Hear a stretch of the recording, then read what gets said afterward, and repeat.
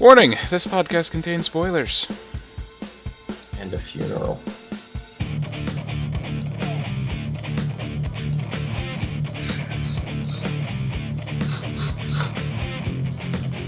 Does anybody have a tissue?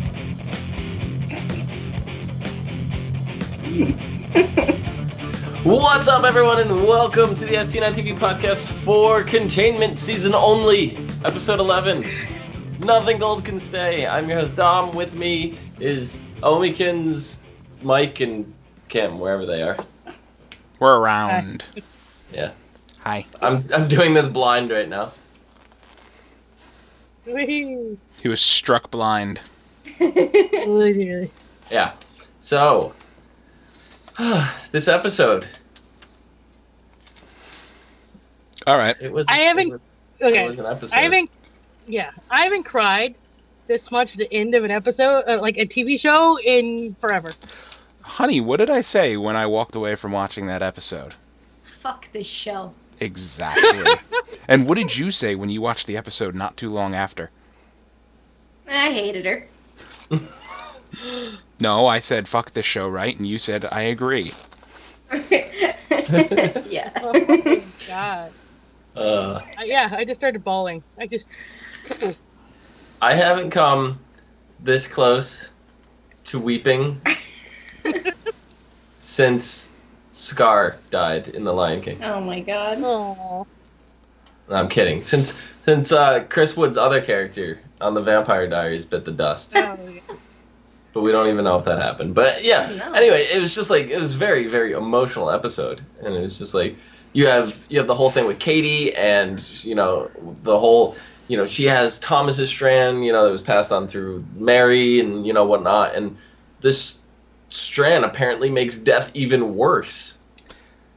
It's quicker. No, from what I gathered, It it's incubates quicker. longer in the host. So the symptoms don't show up till after the regular 48 hours. But when they get them, the hemorrhaging and everything comes much quicker, and it's just more visceral. It just really is. Yeah. Yeah, from what I understood, this strain is, as Dr. Cannert said, is, how do you put it, gentler or more kind, but, the whole trying the experimental cure could make things worse. Made things worse, I think. You started having hallucinations. She was having them before the cure. Said it was kinder in a quicker way. That's the only way that it was kinder. Yeah, as in it goes Quicker. It's quick. It kills you faster, therefore it's kinder, Yeah, that's the only reason why he said that. Yeah. So Katie decides to be a test subject for a new treatment because she's gonna die anyway, so why the fuck not? I would agree to do it too, so. Hey. And, she's really worried, and Quentin's really kind of hiding it pretty well, but him and Jake have a nice little chat on the roof and kind of man hug it out. Mm-hmm. And says, it's okay to show your mom that you're scared, kind of thing. And, Quentin does just that. And, Katie keeps a stiff upper lip.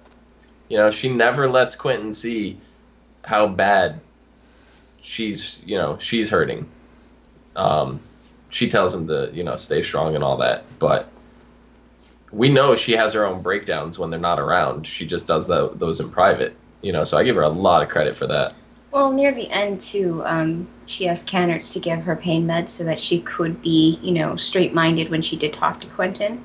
Right. So. But even before that, was it this episode or last episode? I don't remember, when Jake goes away and she just screams. She just stands in the room and screams. Yeah. So. Yeah, it was the she's end of the clearly, previous. Yeah, so she clearly hasn't been taking it well, but she's able to have private moments with that, so. But what do you guys think of Jake's date with her? They finally get to go out on a date. So adorable. Fucking That's probably what. cheeseball. It made the end just worse. It just. It did. It did. It really built it up like, oh my gosh, maybe she's gonna get better. You had hope, and then all of a sudden she's like, bleh, and coughs all over the glass, right in his face. His face, he's behind the glass. It's still, his face was right there, and there was blood right in his face. So it's just like, yes, there was glass between them, but it was right there. And it was just like, oh shit. That Mm. oh shit moment. Because at that point, it's like, she looked like she was feeling better. She said she was feeling better. And it was like, yes, the cure is working. No, it isn't. No. No. What about that that nightmare she had where her son's running around the corner and then like slips on this big pile of blood and the blood Oh, goes bleeding. I was like, oh my god. Mike was watching me watch that part. And I was freaking out. Like, I had the heebie-jeebies. I was just like cringing. I was disgusted in that scene. I was like, and then it clicks to her waking up. I was seriously, I was like, oh my god, because of the skin, and I was just like sitting there going, oh. Oh yeah, that was the worst. She's like, no, don't scratch it. Don't scratch it. No, keep it on. I like literally did. I was like, it was so gross. Yeah. And then she woke up, and I was like, oh Jesus. Whew. I felt so relieved. Usually, I hate when TV shows pull the dream sequence switcheroo on you to like get a reaction out of you, but this one was done so well that I had to give them credit for it. Kudos, Julie Plec, you did an amazing job. Yeah, like they have not overused that whole, like they could have done this so many times. Now, see, and it worked so well, but until Quentin came around the corner and spilled the mop bucket and it was all blood. I mean, it was that point I'm like, oh, she's hallucinating. But before that, I thought like that guy cleaning up, I'm like, okay, they just publicly threw Dr. Cannerts under the bus. This is a team they sent in to sanitize. They're just going to leave Katie there to rot. This guy's cleaning up the mess. Oh my god, and then the kid runs around the corner. I'm like, oh god, kid, not you too! Yeah. I don't know, but like, the whole Sabine thing, like you mentioned, it's just like, we're going into this episode being like, okay, well, she's going to step down. But, I mentioned to B last time, I was like, I go, how is she going to weasel her way out of this one? By surprising the shit out of everybody, her husband included. Yeah. Yeah. Throwing everybody else under the bus. I mean, she blamed Dr. Cannerts. She said he created the virus. The thing is, like, she did lie, but there was enough truth in it that she pulled it off. She said, she came straight out and said it's, it was made in the U.S. and it was an accident and the host was not this person and we are ashamed that we blame Syria. And, she brought that truth into it and it made everyone believe it that way. And you even hear in the news article, news reports and stuff later on, they're like, Dr. Cannerts is living up, or I mean, it's Sabine, what's her name? Dr. Lomers. Dr. Lomers. They say Dr. Lomers is living up to her transparency policy, whatever, like, she's really living up to that now, and it's just like, and Dr. Cannerts, we find out that he didn't even create it. He was just called in about it, he lied for Sabine, and he got thrown under the bus, and then his internet, everything is cut off, so he can't even communicate with anybody to tell anybody. Well, duh. But still, it's, it's a shitty situation. He's locked in there, and imagine if the people inside the Cordon get word of this. Like, they're gonna go for his head. And that is exactly what she's hoping for. I see that happening. I see that happening in the next couple episodes. Yeah, exactly. We only have 2 left. Yeah, she cut off all his contact, and somehow word is going to conveniently get spread around the inside of the Cordon. Probably through Mace. Does Mace still have the sat phone? I would assume he does. Yeah, because no. He does. Because remember the end of the episode, we know that he's getting people out. He's charging people to get them out of the quarantine area. He says to Jana, he goes, I have a way out. It's going to be $5,000 per person. He didn't. I mean, we didn't see the phone. The last we saw of the phone was in the hallway in the tech building, because those druggies killed the guy that actually got the phone from Jana and the company. Right. So. And then, Jana has a conversation with Sam. Sam, he can cover the cost plus the other half that Jana's missing. But do you think Jana's really going to leave without Susie? Do you think Jana's not going to say, Teresa, take your baby? I think that's the kind of person Jana is. Well, 5K person, I see Mace going, no, that's 2 people, 10K. And then, the guy that's actually I don't running think the so, joint, because the actual the gang guy leader is going to be like, no, take the baby. Because he was the Yeah. one that's like, here, take the food, keep Teresa strong for her baby. I have kids too. Yeah. Mm-hmm. Yeah. Who knows? But, Jana, we see Jana really be such a stand-up person. And, everybody else has passed Bert on the street. He literally has a broken ankle. The bone is sticking out of the side of his leg. He has a broken ankle. And And he he makes a splinted. makeshift splint. He's walking the best he can on it. You got to give him credit for everything he's doing to try to get home to Michelin. And, he's sitting down on a bench, and that's when Jana comes over. She gives him food. She gives him the shopping cart to take the pressure off his foot.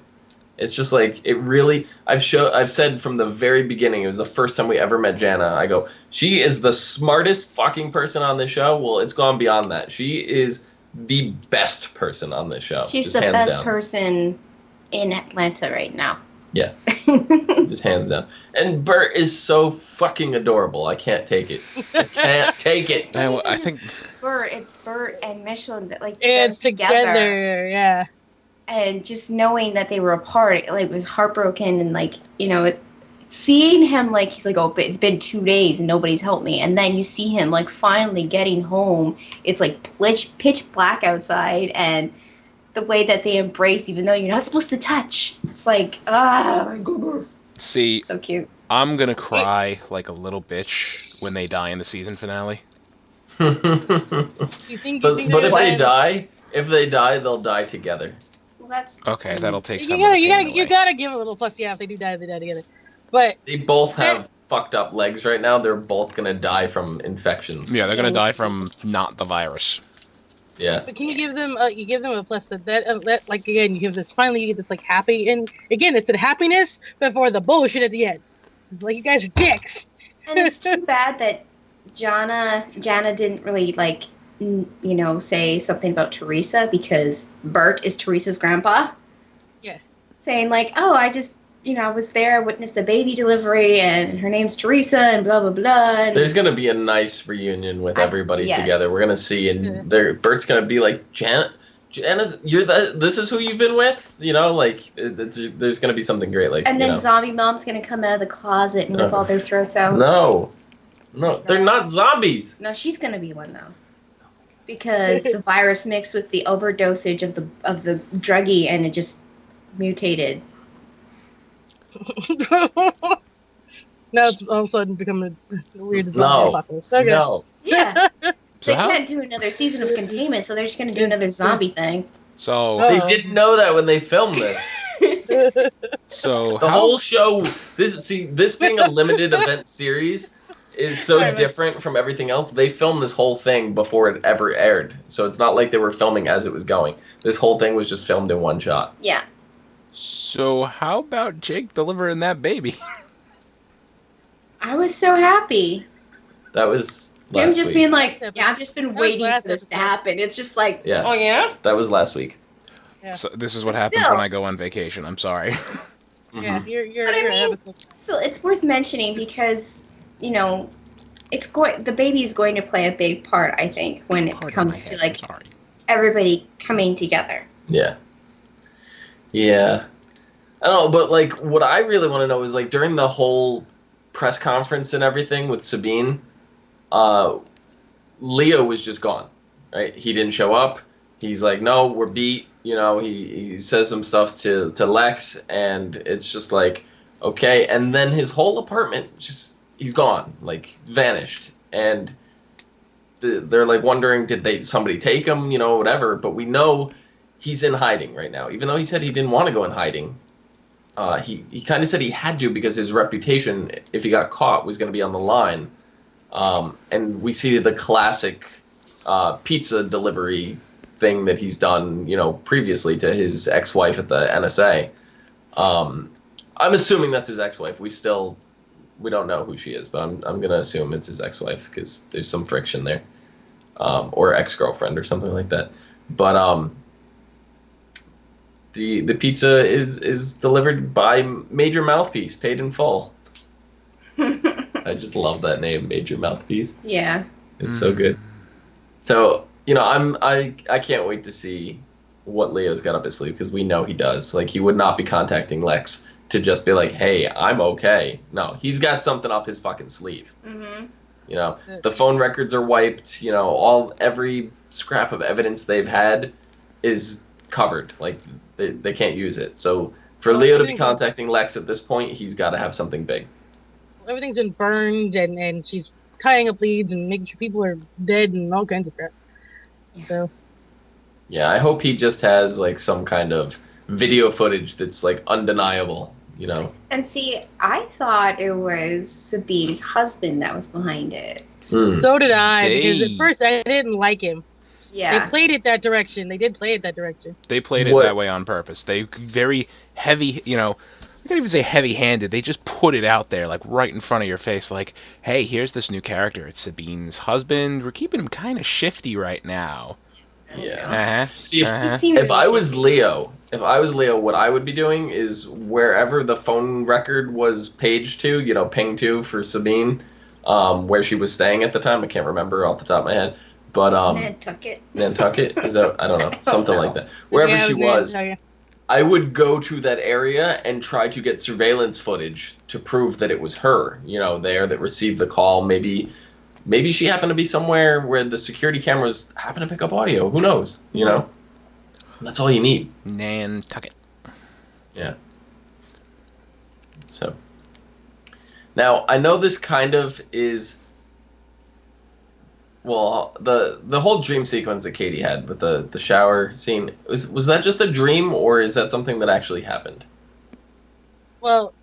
Wasn't it the other way around? It was kind of like her... Because we saw the plastic, shower sequence a couple episodes ago that they had. Right. But this one, they moved it. They cut the shower sequence when we were watching it. We never saw, the aftermath of it. Is this something that happened, or is this just, like, wishful thinking on her part? No, I think that was just, like, her happy place as she was dying, because the shower floor was Chris in the shower and her on the outside. Or Chris? Chris Wood. Jake. It was Jake taking a shower and Katie on the outside, whereas in this dream sequence, it was Katie taking the shower and Jake on the outside. Okay. Yeah. Gotcha.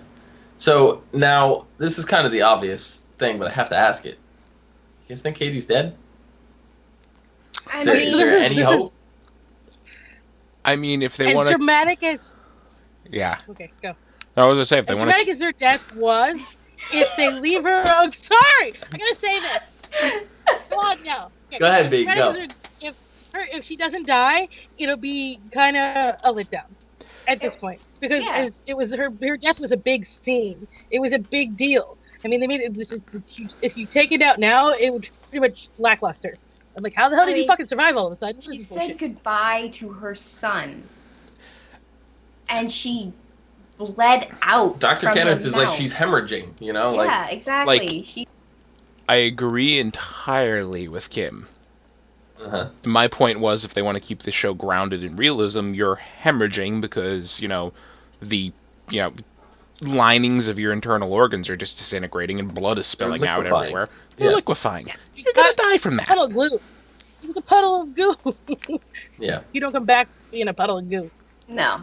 Well, no. She was, like I said, cracking and bleeding everywhere. Her insides were a puddle of goo. She's jelly on the inside. Like I said, to me, it was more of an obvious thing that no, there's no way she could come back. But I had to ask because I'm sure there's a couple people out there that may not see it so obvious, don't know a lot about, medical terminology and things like that. So they might not know what hemorrhaging means. So they're like, maybe she's just coughing up blood and having like a minor seizure or something. Right. Well, I mean...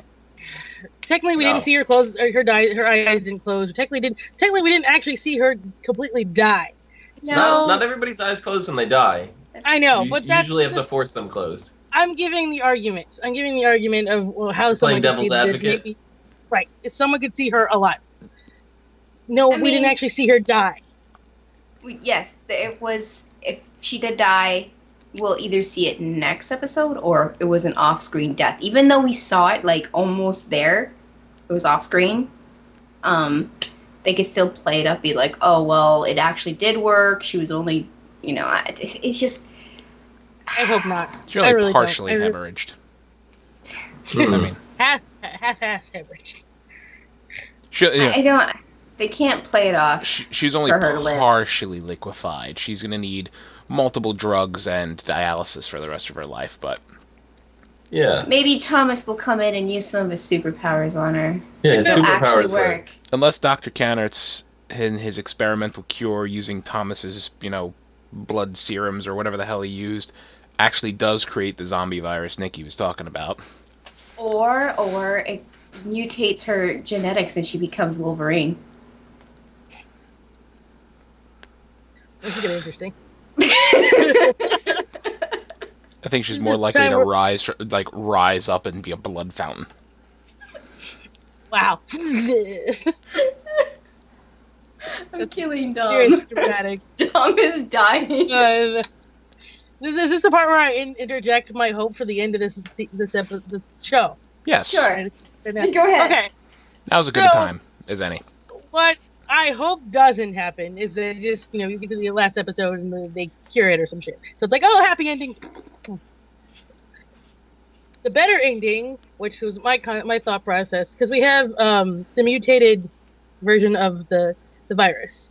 Why can't I think of the little kid's name right now? Thomas.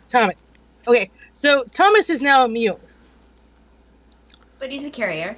But he's a carrier of this new disease, this new part of the disease. It's an altered strand, yeah. So there's no way in the world that he could be the only person that could become this.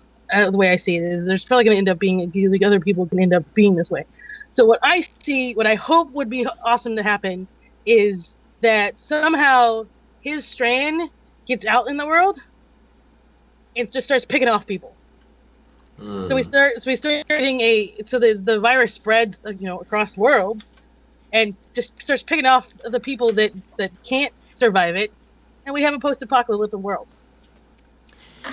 I want them to nuke the Cordon. Or nuke. Just overkill. Nuke it. Napalm. I don't know. I mean, we know Napalm's that this not going to get the people inside the buildings. If they go in like hazard suits with flamethrowers, they'll get the people inside the buildings. Well, napalm will also burn the buildings. That's not napalming. That's flamethrowing. Either option will burn the buildings down. This is not The Division, guys. I was going to say, what if this turns into Division? That's what this is already. I've already said this from the very first episode. This is Division, the TV series. As far as the ending of this particular... We still have one more episode before we really should be talking about the ending. Just throwing that out there. It's true. We're close enough. It's something that I just thought about, that I just hope they don't do a simple ending of, oh, we found the cure, everybody's okay. Because I think that's stupid. I don't think it's going to happen that way, because we do have the UK counterpart, which is still going on. They are in season 2, even though that Containment is not going on to a season 2. Right. We know that it's probably going to be open-ended. Julie did say the ending of Containment is very different from the ending of Cordon. So. Okay. Very different. Maybe they do cure it. That just seems, it does. I agree with B. It does. I don't want it to end like that. I hope they cure it and then the virus is just on the loose somewhere. I hope.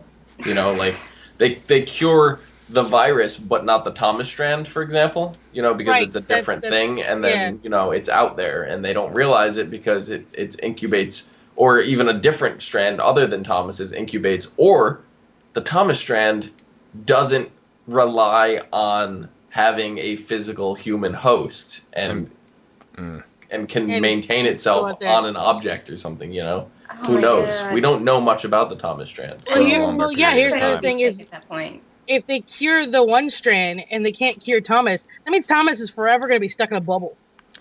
Yeah. Very true. The thing is, though,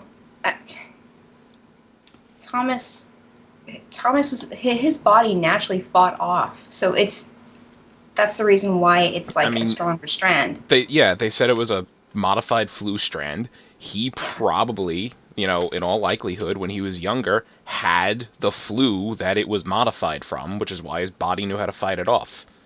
Mm-hmm. So, basically, everybody who hasn't had that strain of flu dies. Yeah. Which is a lot. But a lot of speculation. We have no idea. We have another episode to talk about before the finale. Yeah. We still got one more, so we'll be able to dive deeper into it. Next time. I just see Sabine ordering sanitization of the entire Cordon. Yeah. So, episode 12 is called Yes is the Only Living Thing. As Jana, Sam, and Susie pull together the funds they need to plot their escape, Jake considers his own options for breaking out of the Cordon. Lex received cryptic clues from Leo that lead him to an abandoned warehouse outside the city. Elsewhere, a widespread rumor leaves Dr. Cannert's life in danger. Finally, after seeking shelter at her grandma's house, Teresa makes a difficult decision about her family's future.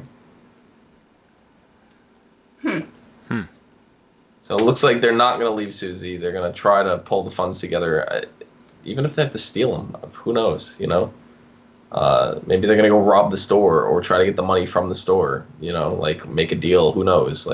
That was Teresa's mother's store at one point, so the money's technically theirs. That would be the most logical place. I don't know. You would think that Teresa's mom, what was her name? I don't even remember. That she'd have a secret stash somewhere. Yes. Yeah, her name was Bitch. Okay. I honestly don't know.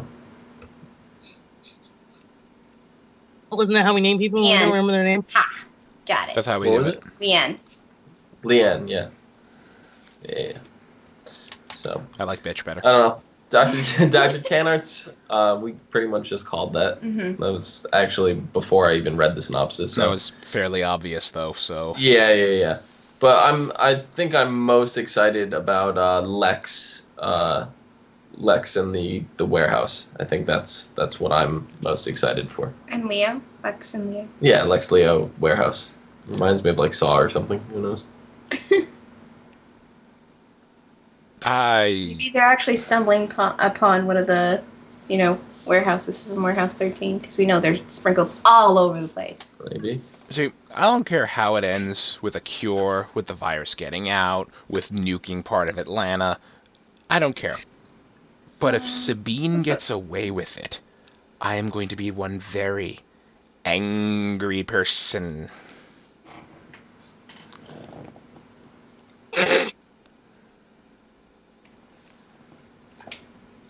This is true, because she is the biggest bitch of them all. You're just derailing the show tonight. Oh. I was going to start grabbing random objects from around me and... No. She's derailing the show. There you go. I don't think I don't have anything interesting. I have a box of dice and a clip. Yeah. So. If that is it, anybody else have anything else other than you? I got nothing. No. I gotta. I like my Wolverine theory. No. You have anything else, B? I don't know what you're Wolverine theory. We're done. We're done. Nope. You ruined it. That is our show, ladies and germs. You could find us all on. I'm not even. You can't follow them anywhere. Just close your eyes. It's not on the screen. You can find us all on Facebook, Gmail, G+, Twitter, right here on YouTube at /ASOTV podcast for some more podcasts for some of your favorite TV shows, games, movies, and absolutely nothing to do with Wolverine. Until another X-Men movie starring Hugh Jackman comes out. No, not even then. We're never covering Wolverine ever. What if done. There's a Netflix series We're done. Goodbye. Good night. Wait, didn't Hugh Jackman say to the ceiling, which now has to be washed and sterilized, so you lose.